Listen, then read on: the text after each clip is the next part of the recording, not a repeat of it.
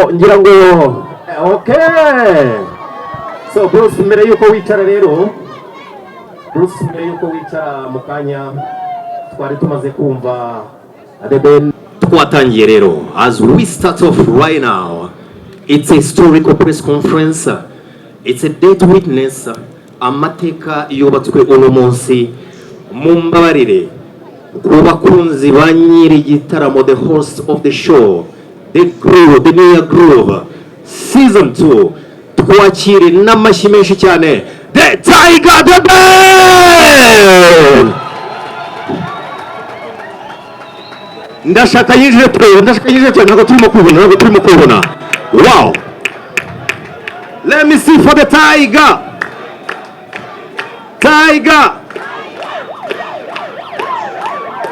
One more time, ladies and gentlemen, amashyi menshi.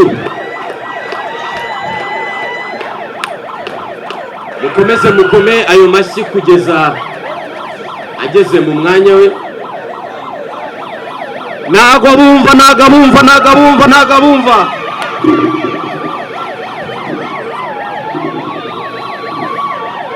Wow. All right. Tiger, wagira ngo ntibakubonye. Aba bantu ni baberuka bagire tumuraho. Yeah. All right. Thank you so much. Ladies and gentlemen, The Ben in the building. The Ben yamaze kugera hano ngira ngo akano kanya wabibonye ko akikijwe na Kamitsingi, akikijwe na Enje, akikijwe na Airtel, akikijwe na Bank of Kigali, akikijwe na Centrica, bose baraha. Now, The Ben, that is a microphone on your side. Mbere na mbere tuguhaye ikaze, ariko turifuza kuduha ikaze iwawe.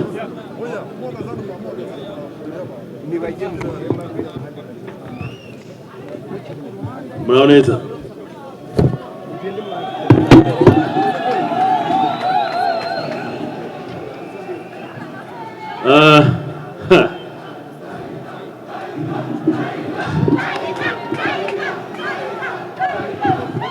Thank you so much.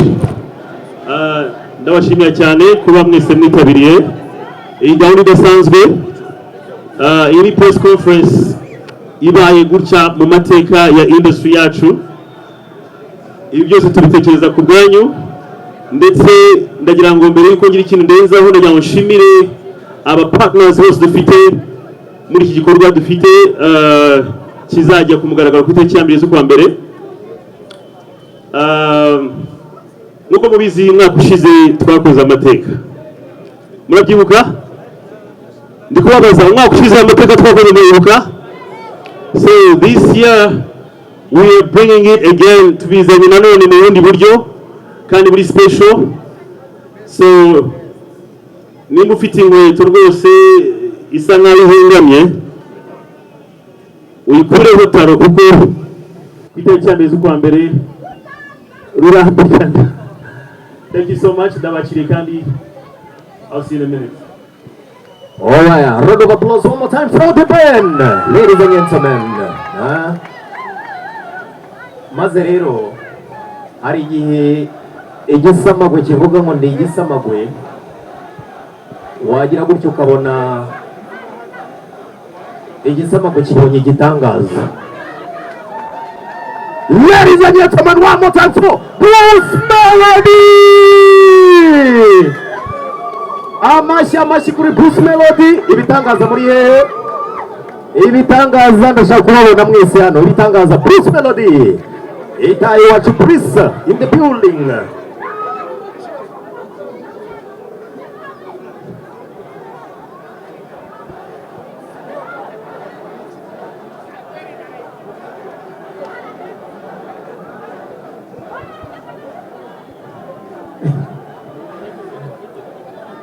Okay. Twachire nanone Bruce Melody on the stage to come and say hello to the audience and the press and the partners and of course our sponsors here today, ndetse n'abandi bose bakurikiye online.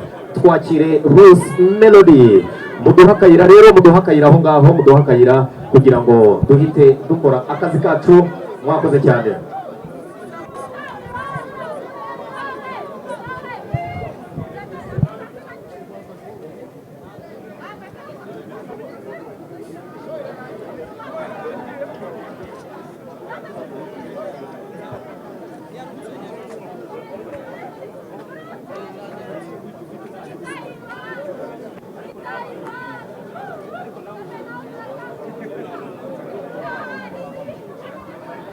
So mukanya gahunda dukurikira no kuvuga ngo nyuma y'ibi turaza kumva partners bacu bafite icyo batubwira nyuma.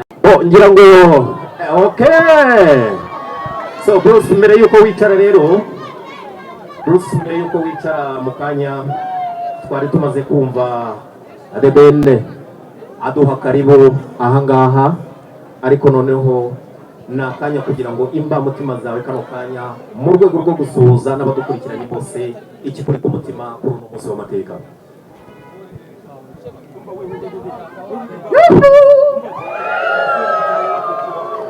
Umeze neza? Naje hano kugira ngo tubashe kuganira ku bijyanye n'igitaramo cyo ku itariki ya mbere. Musanzwe mubizi gisanzwe kiba, hanyuma iby'imiziki nibyo tuzi, nibyo dusobanukiwe, nibyo dukora, witegura ibintu byiza. One more time, a round of applause for Bruce Melody, the only igitangaza.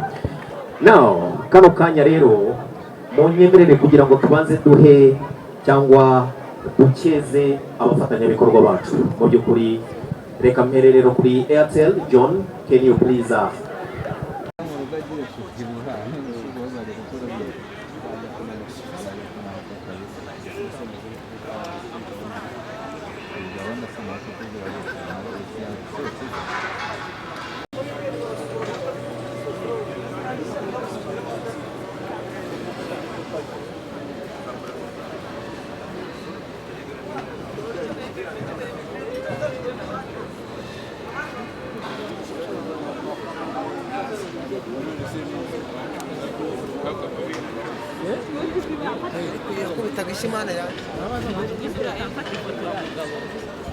Mana wengiyemo uyafite wisiyo wongera umwanya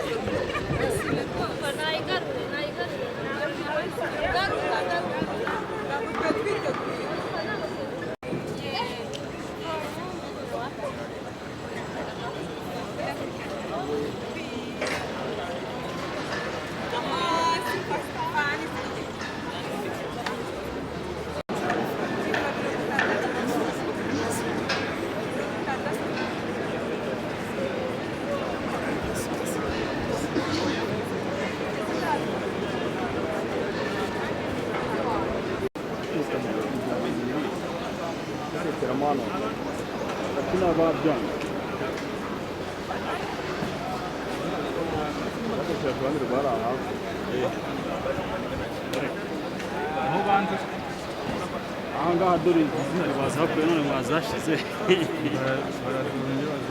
ushibora akaba yikoresha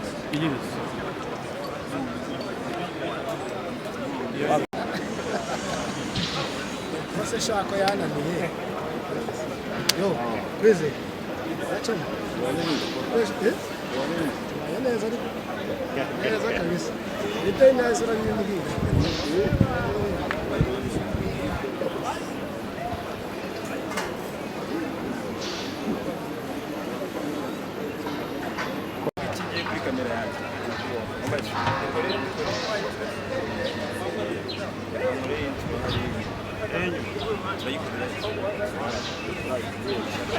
ahubwo narindi kuri n'ubu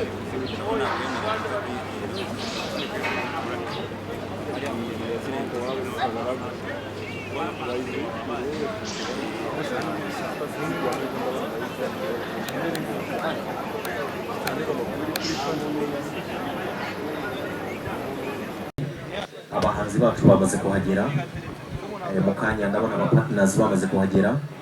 Ubwo turaba dutangira gahunda yacu mu kanya gatoya cyane mu mbuga nziza cyane ya Bank of Kigali. financially transformed. wabonye uburyo baberewe Wahora ni byiza arasa neza rwose ngira ngo bari babereye igitaramo nk'iki ngiki cyane. So in a few minutes we're starting our press conference, ladies and gentlemen, and thank you for turning up. And hopefully the weather is on our side today. Hopefully it's not going to rain. Huh? I see the beautiful teams of Airtel, Utsim from Larirwa. See you. Thank you so much, Techno. Thank you so much, Bank of Kigali. Thank you so much, Engine. And of course, thank you so much to all our sponsors, partners, the media personalities here. Thank you so much for turning up. Kamera nyinshi ziri hariya namwe mwakoze cyane. Reka mukanya dutangire gahunda yacu. Ariko David, bijya nubwo mpagaze hano ndi gutekereza ku nkuru y'iki gitaramo, mwumvire ko nsiga ubwenge. Uryo ngatekereza urugendo rw'aya majwi ya muzika nyarwanda, ngatekereza ibigwi byabo, ngatekereza ku mateka ndetse n'amateka uyu mwaka ugiye gusiga ku bahanzi bombi. Niba ntibeshye nahoze ndi gutekereza ku ndirimbo yitwa Maso ku Maso, ariko nkubaganije ubwonko bwanjye ngo ku zindi ndirimbo ziri muzandabure nakwanga ntundize copy complete me, numva ko yari amajwi yasakaye hose mu Rwanda ndetse n'imahanga. Aya ni amajwi y'u Rwanda, aya ni amajwi y'u Rwanda uko ari abiri. Ngira ngo twese turabizi uwo muhungu w'i Kanombe wageze aho abigitangaza, umuhungu w'Igikondo wageze aho nawe abikindikinde abigisamagwe. Ibi byose nibyo tugiye kuganira mu kanya gato cyane. Ababizi neza telefone, umuntu uzi n'indirimbo telefone uwazi Bruce Melody, umuntu uzi inshuti nyanshuti azi The Ben. So itangiriro ryabo kugera aho bari ubu ngubu n'amakuru n'igihamya y'ibyiza bamaze kugeza ku muziki w'u Rwanda. Natekereje ku bufatanye bwabo n'abahanzi mpuzamahanga, nibuka Power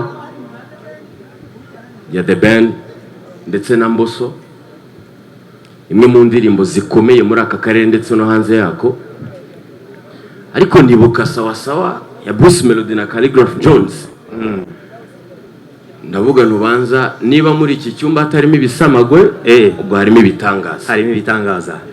And of course we are talking about two biggest albums from the two biggest artists of Rwanda. I'm talking about the Colorful Generation as well as Plenty Love of The Ben.